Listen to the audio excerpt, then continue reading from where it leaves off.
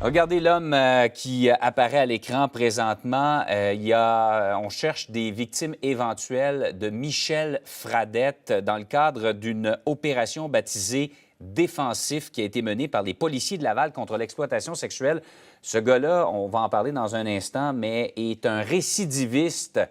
Quand vous allez en prendre les circonstances, vous en reviendrez tout simplement pas. Danny Gagnon est assistant directeur au secteur des enquêtes criminelles au service de police de Laval. Monsieur Gagnon, bonjour. Monsieur Gagnon. Alors, il y a deux individus. On va voir également un autre individu qui, lui, est recherché, je pense, depuis 2016. Parlons d'abord du cas de M. Fradette, qui est connu en matière de sévices à l'endroit d'une très jeune fille et qui, là, était en libération conditionnelle, c'est ça? En fait, M. Fradette est délinquant sexuel à contrôler. OK. Donc, il y a eu une dernière sentence où la loi l'a encadré pendant 10 ans. Il y a eu une peine de 10 ans de pénitencier pour des antécédents d'enlèvement, agression sexuelle, séquestration d'une enfant de 9 ans. Suite à ça, il y a eu une sentence de pénitencier. Par la suite, en libération conditionnelle, a été arrêté pour pornographie juvénile. Bon. Au moment des événements, nous, on a mené l'enquête baptisée défensive. Depuis 2016, ça fait 28 individus qu'on arrête. C'est quelque chose qu'on met de l'avant pour protéger nos jeunes. Mm-hmm. En fait, tous les individus qui sollicitent les services sexuels de jeunes filles de moins de 18 ans, Ouais. c'est dans le cadre du projet défensif qu'on intervient là-dessus. D'accord. Ce ne sont pas nécessairement ces 28-là des liens qu'ils ont entre eux autres. C'est simplement Pas du qu'on Pas du les tout. arrête pour des avances à l'endroit de jeunes filles. Voilà. Dans la dernière année, c'est 15 personnes qu'on a arrêtées et récemment, en mars, on a arrêté 6 individus. Dans ces 6 arrestations-là, c'est là que M. Fradette est apparu. Initialement, on n'avait pas son nom. Cet individu-là a sollicité les services sexuels de personnes de moins de 18 ans, mais spécifiquement, il voulait une jeune fille de 12 ans. Vous comprendrez que c'est un cas hyper préoccupant. Ouais, c'est un cas extraordinaire pour nous. À partir de là, on a mis en place une équipe intégrée où là, on a traqué cet individu-là. Il fallait l'identifier, le retracer, l'arrêter.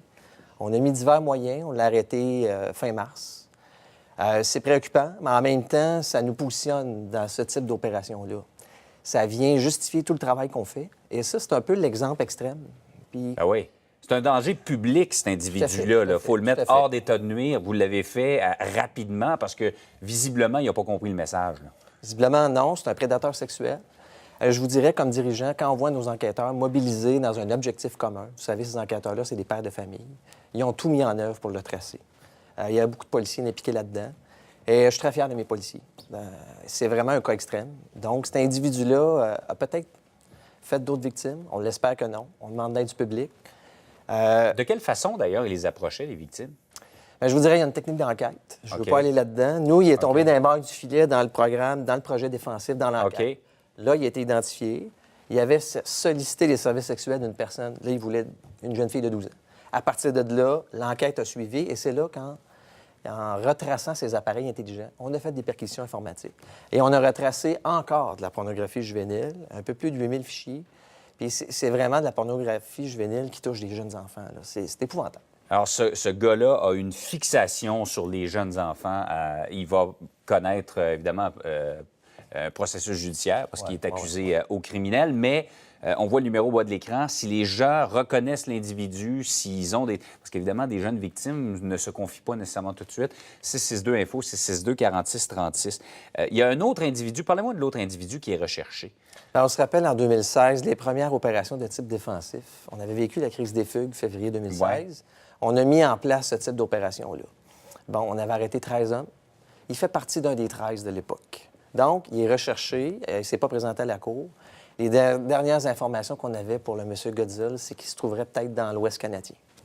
OK. Fait qu'on demande l'aide du public aussi pour le retracer. Alors, ce gars-là est constamment, passe entre les mailles du filet depuis 3 ans maintenant et est toujours recherché. Voilà. Alors, donc, ça montre que, un peu comme les autres types de combats contre la criminalité, c'est comme le ménage, c'est toujours à recommencer. Il y a des individus qui pensent toujours qu'ils vont s'en tirer, mais les policiers sont aux aguets pour protéger nos jeunes filles, nos jeunes garçons également. Bon, on est du bon côté, M. Guérin. Vous savez, dans les dernières opérations qu'on a faites, moi, il y a un événement qui est un peu marquant puis qui parle. Il y a un des individus, à un moment donné, il a dit « OK, je veux les services sexuels d'adolescentes ». Quand il a su que c'était sur le territoire de Laval, il a dit « Je ne veux pas aller à Laval, je vais me faire arrêter ». Fait que ça nous motive encore plus à continuer. Puis dans le cas de M. Fradette, les enquêteurs, je pense, dans leur travail, ils ont prévenu d'autres crimes. N'eût été de son arrestation, il serait aujourd'hui. Il serait aujourd'hui. Fait que du moment que nous, on l'a retracé, identifié, c'est sûr qu'on a tissé une toile. On l'avait sous surveillance. Et aujourd'hui, bien, on demande de l'aide du public. En fait, c'est un succès pour notre service, puis on est très fiers. Bien, lâchez pas, effectivement, de beaux succès et des individus mis hors d'état de nuire. M. Gagnon, merci beaucoup d'être venu nous en parler ce matin. Bonne journée. Bonne journée.